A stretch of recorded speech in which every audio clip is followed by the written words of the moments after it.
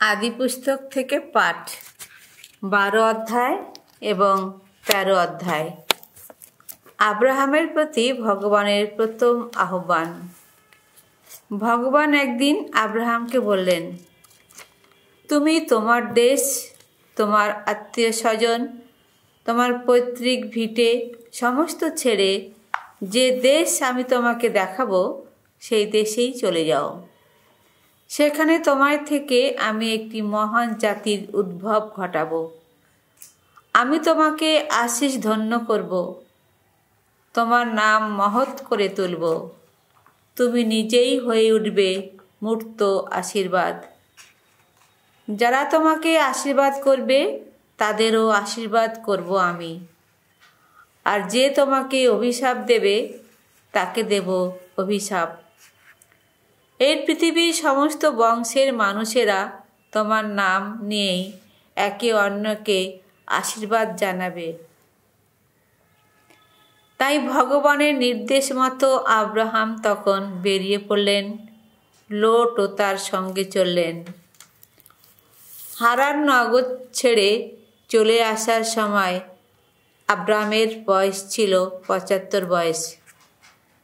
তিনি সঙ্গে নিলেন তার স্ত্রী সারাইকে আর ভাইপো লোটকে। তাছাড়া হারানে তারা যা কিছুর মালিক হয়েছিলেন সেসব লোকজনকে জোগাড় করেছিলেন। সব কিছুই তিনি সঙ্গে নিলেন। তারা সবাই মিলে কানান দেশের দিকে রওনা হলেন।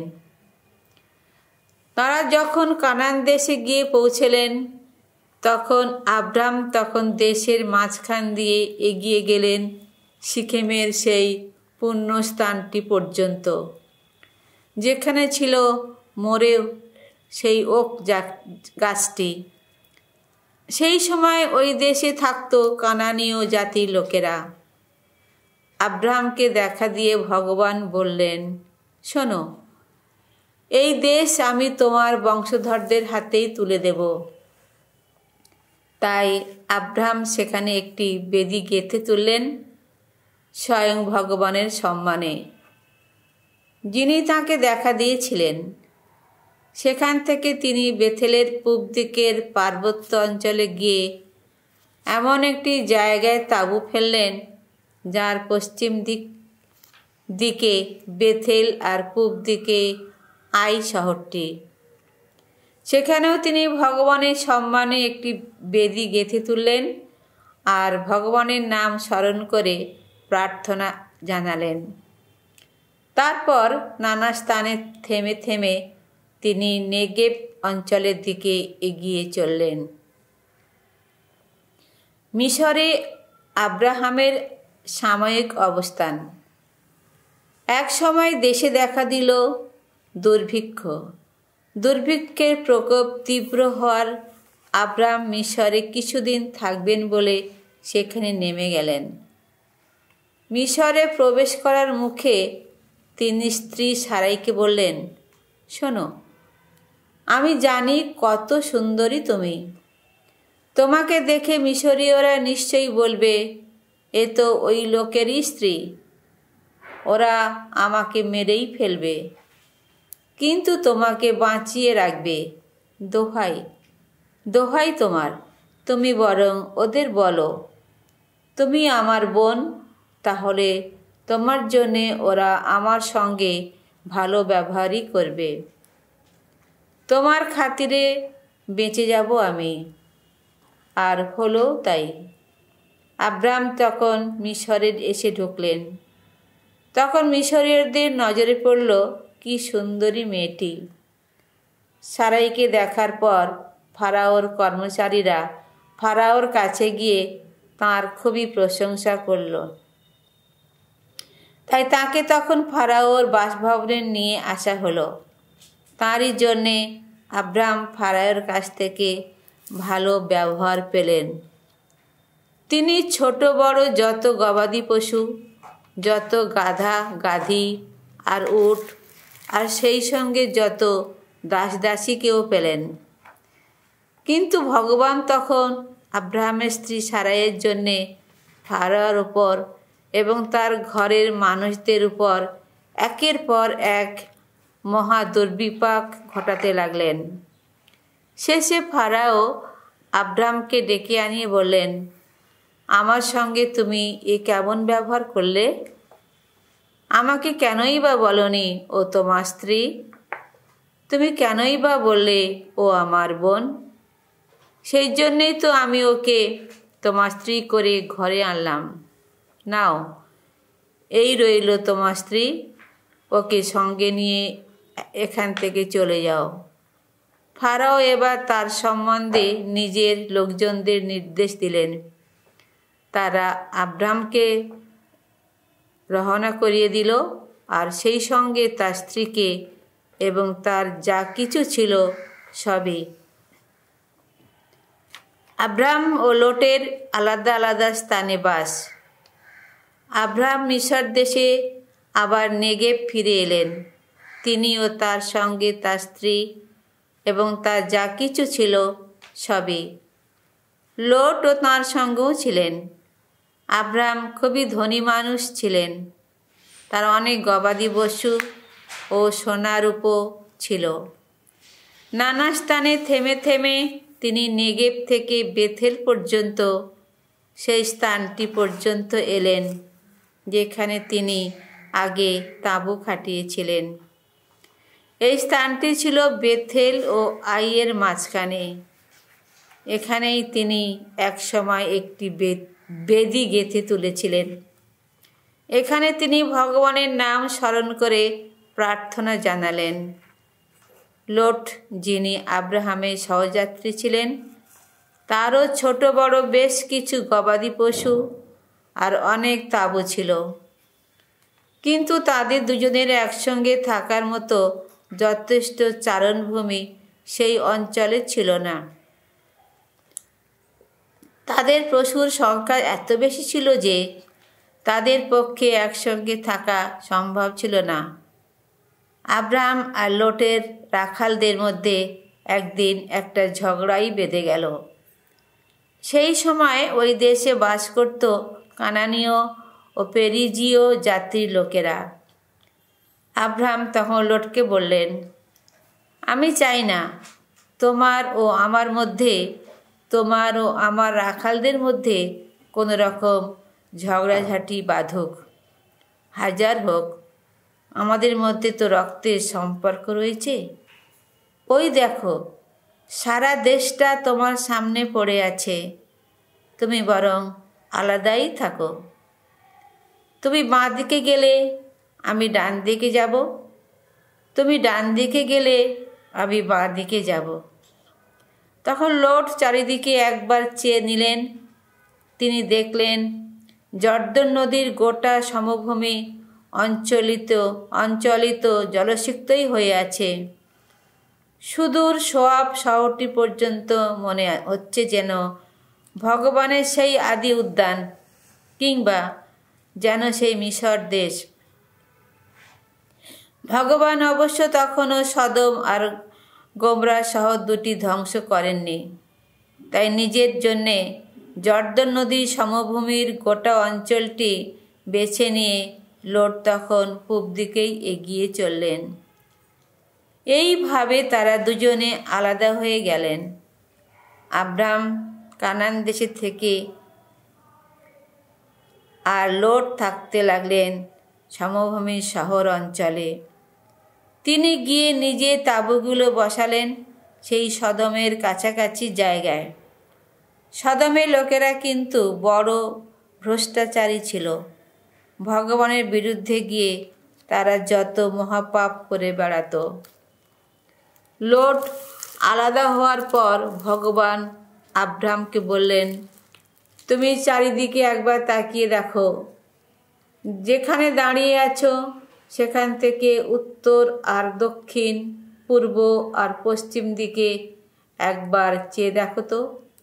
কেননা এই দেশ যে তুমি দেখতে পাচ্ছ, সেই গোটা দেশটাই আমি একদিন তোমার ও তোমার বংশধরদের হাতে চিরকালের মতো তুলে দেব। তোমার বংশধরদের আমি সংখ্যায় এই পৃথিবীর ধূলিকণার মতোই অগণিত করে তুলব। পৃথিবীর ধূলিকণা গোনা কারো পক্ষে যদি সম্ভব হতো, তাহলে তোমার বংশধরদেরও সংখ্যা গোনা চলত। এবার যাও, এই দেশটার চারিদিকে একবার ঘুরে দেখো তো, কেননা এই দেশ আমি তোমার হাতেই তুলে দেব। তাই আব্রাহাম তখন তার নিজের তাঁবুগুলো নিয়ে গিয়ে মামরের এক কুঞ্জে ওক কুঞ্জে এসে বাস করতে লাগলেন। এই কুঞ্জটি রয়েছে হেব্রন অঞ্চলে। সেখানে তিনি ভগবানের সম্মানে একটি বেদি গেঁথে তুললেন। সামসঙ্গীত নয়। দুর্জনের শাস্তিদাতা, স্বজনের রক্ষাকর্তা ভগবান। 1 অধ্যায় 1 থেকে 20। ওগো ভগবান, মনে প্রাণে স্তুতিগান গাইব তোমার, সকলকে শোনাব তোমার অপরূপ কর্ম কাহিনী। তোমার কথা ভেবে আনন্দ করব, আমি করব উল্লাস। তোমার নাম গানে আমি রইব মুখর, ওগো পরাৎপর।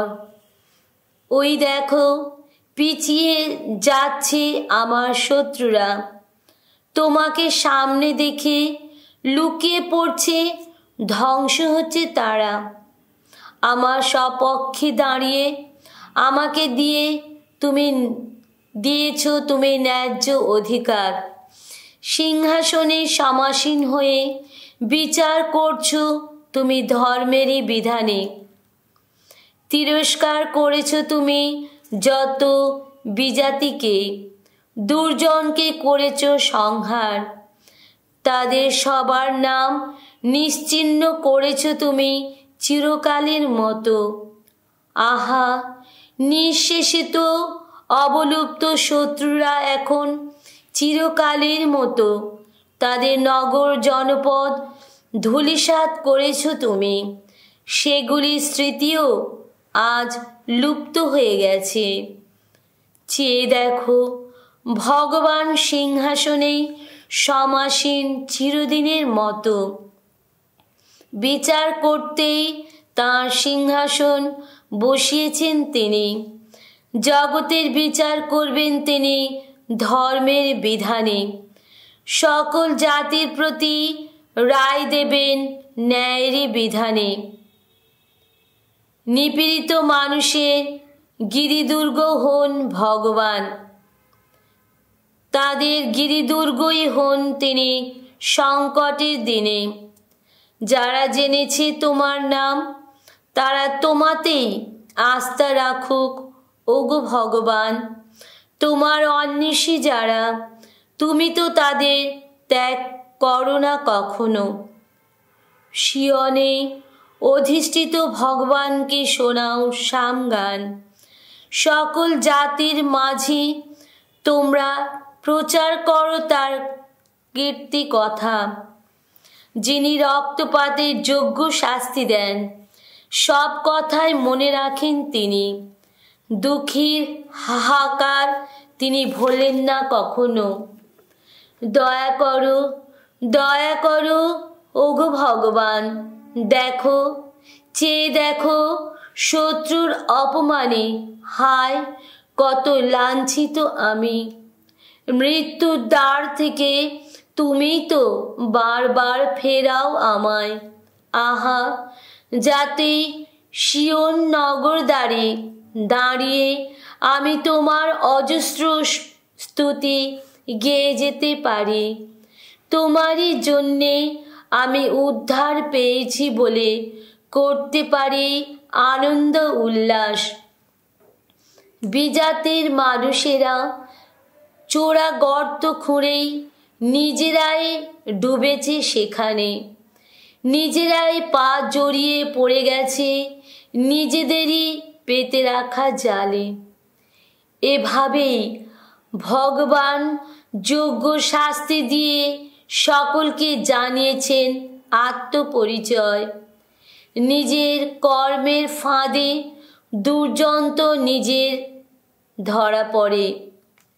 বিজাতির ওই যারা ঈশ্বরকে ভুলে যায় যারা, ওই সব দুর্জনকে অধলোকে যেতেই হবে শেষে। দরিদ্রের কথা তিনি ভুলে তো থাকেন না চিরদিন, দুঃখীর মনের আশা অপূর্ণ থাকে না চিরকাল। এইবার ওঠো তুমি, ওগো ভগবান, তোমার বিরুদ্ধে যেন মানুষের বিজয় না হয়।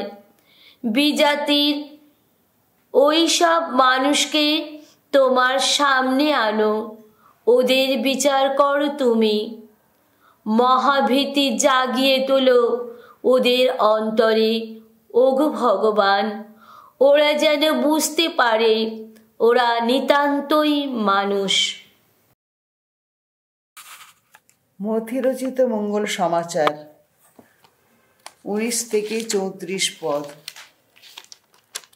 তোমরা নিজেদের জন্যে এই পৃথিবীতে ধন সম্পদ সঞ্চয় করো না, কেননা এখানে পোকা আর মরচে সব কিছুই নষ্ট করে দেয়। এখানে চোর এসে শীত কেটে চুরি করে। তোমরা বরং ধন সম্পদ সঞ্চয় করো স্বর্গলোকে, কেননা সেখানে পোকা আর মরচে কোনো কিছুই নষ্ট করে না, চোরও শীত কেটে চুরি করতে পারছে না। যেখানে তোমার ধন সম্পদ, তোমার মনটাও তো সেখানে পড়ে থাকবেই। এই যে দেহ, চোখটা যেন তার প্রদীপের মতো, তাই তোমার চোখ যদি সুস্থ থাকে তাহলে তোমার গোটা দেহটাই আলোয় ভরে থাকবে। কিন্তু তোমার চোখটা যদি খারাপ হয় তাহলে তোমার গোটা দেহটাই অন্ধকারে ডুবে থাকবে। কাজেই তোমার অন্তরে যে আলো রয়েছে, অন্ধকারই যদি সেই আলো হয় তাহলে কি দারুণ সেই অন্ধকার।